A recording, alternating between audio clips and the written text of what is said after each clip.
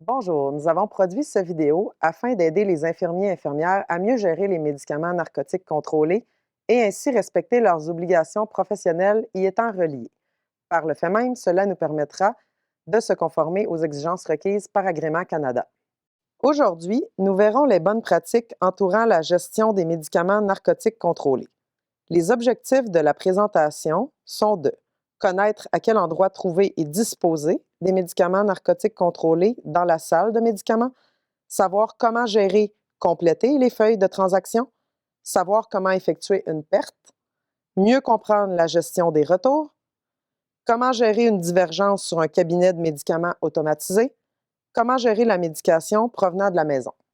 Voici quelques abréviations que vous allez lire, entendre durant cette présentation. NC veut dire médicaments narcotiques contrôlés. ADC, Automated Dispensing Cabinets, communément appelé cabinet. ATP, assistant technique en pharmacie. Avant de débuter, il est important de mentionner que la loi et les règlements régissant les substances narcotiques et contrôlées stipulent que le département de pharmacie est responsable de l'organisation, de l'entreposage et du décompte de ces médicaments. Cependant, les codes de déontologie de chaque professionnel de la santé qui les prescrit et ou les sert aux usagers précisent qu'il implique sa responsabilité professionnelle et doit appliquer les règles qui encadrent leur service. Nous débuterons par voir la localisation des narcotiques contrôlés dans la salle de médicaments. À l'unité de soins, dans la salle de médicaments, les narcotiques contrôlés sont retrouvés à 3 endroits. Le choix dépend, entre autres, de la stabilité du produit, de la fréquence d'utilisation du produit, du degré de surveillance requise, de la quantité nécessaire. Nous pouvons retrouver ces médicaments dans le réfrigérateur, à l'intérieur ou à l'extérieur de la boîte de couleur, communément appelée lockbox, qui peut être bleu ou rouge selon l'unité de soins, qui s'ouvre avec une clé. Cette clé se trouve dans l'ADC. Notez que 2 viales ou moins de lorazépam peuvent être gardées à l'extérieur de la boîte. Nous pouvons aussi retrouver des médicaments narcotiques contrôlés dans la boîte métallique noire fixée au mur, communément appelée boîte noire. La carte pour l'ouvrir se trouve également dans l'ADC. Les médicaments narcotiques contrôlés peuvent également, pour la plupart en fait, se retrouver dans l'ADC. Pour un meilleur contrôle, parce que ça permet d'effectuer la perte et aussi les retours. Habituellement, un narcotique contrôlé est gardé à un seul endroit, excepté lors d'une situation particulière pour un patient donné qui en consommerait par exemple plus que la normale. La gestion du remplissage et des expirés des médicaments narcotiques contrôlés se fait par les ATP comme suit. Au niveau de l'ADC, un rapport sort quotidiennement pour que nous sachions quoi servir. Il sera ensuite rempli par les ATP affectés au cabinet. Le remplissage et les expirés des communs, qu'on appelle aussi floor stock, est fait 1 à 2 fois par semaine selon l'unité de soins. Entre-temps, si un médicament venait à manquer, les infirmiers et infirmières peuvent en commander avec la feuille de réquisition à cet effet appelée Narcotic Count Sheet. En ce qui concerne les médicaments narcotiques contrôlés non disponibles à l'unité de soins, les infirmiers et infirmières doivent venir les chercher à la pharmacie principale et signer la feuille blanche de contrôle. Notez qu'au Children, il y a une livraison des médicaments narcotiques contrôlés non cabinet 1 fois par jour en semaine. Les expirés sont également vérifiés tous les mois par les ATP. Nous verrons maintenant les particularités de la feuille de transaction, communément appelée feuille verte. Les médicaments narcotiques contrôlés qui ne peuvent être mis dans l'ADC ou ceux qui se trouvent dans l'ADC, mais qui seront administrés sur une plus longue période et qui pourraient être transférés d'unité de soins, comme par exemple une patch de fentanyl, une épidurale, sont servis avec une feuille de transaction. Pour chaque service, il est important d'y inscrire la date et l'heure, le nom de l'usager, son MRN, la dose donnée. S'il vous plaît, faire attention aux unités utilisées.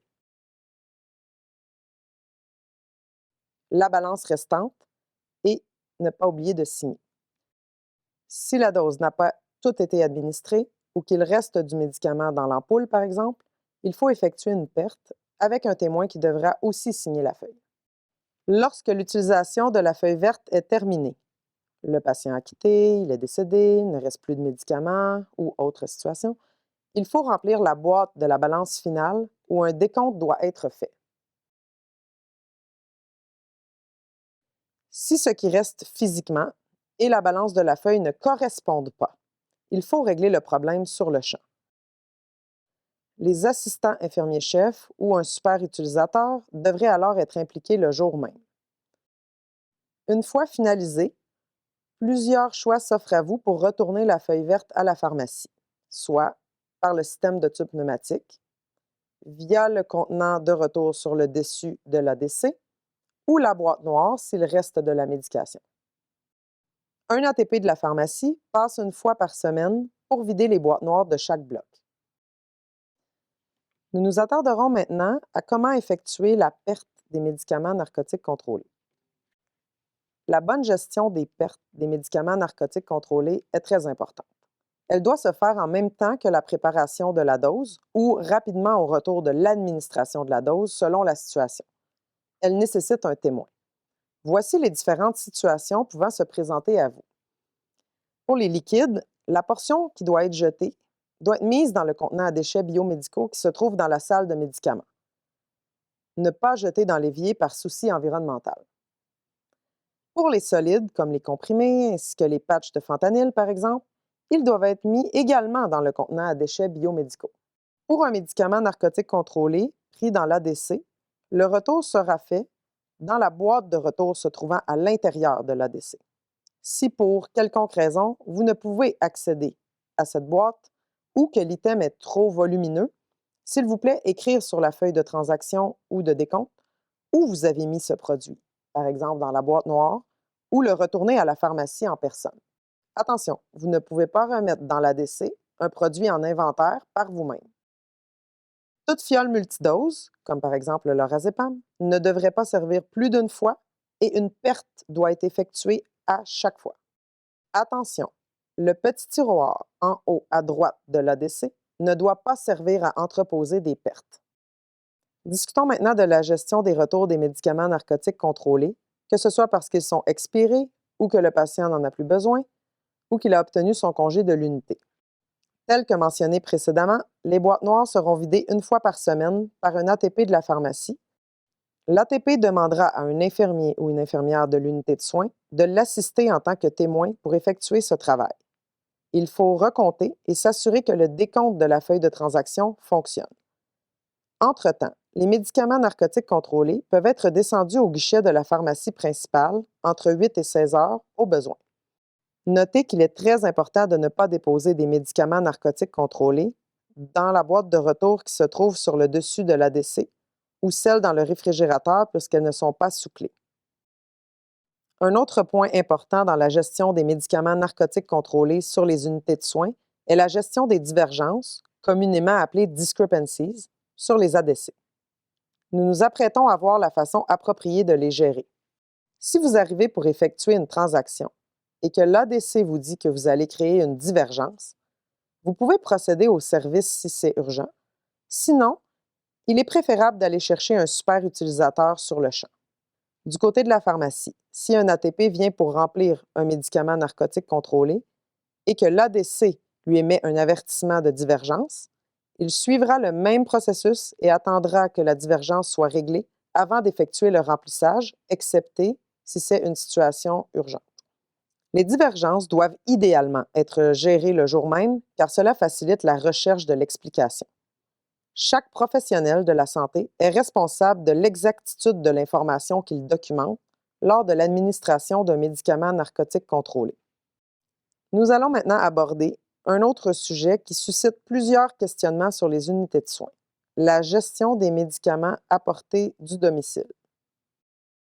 Il est d'abord important de se rappeler que tout médicament disponible au formulaire du Centre universitaire de santé McGill devrait être prescrit puis servi par la pharmacie.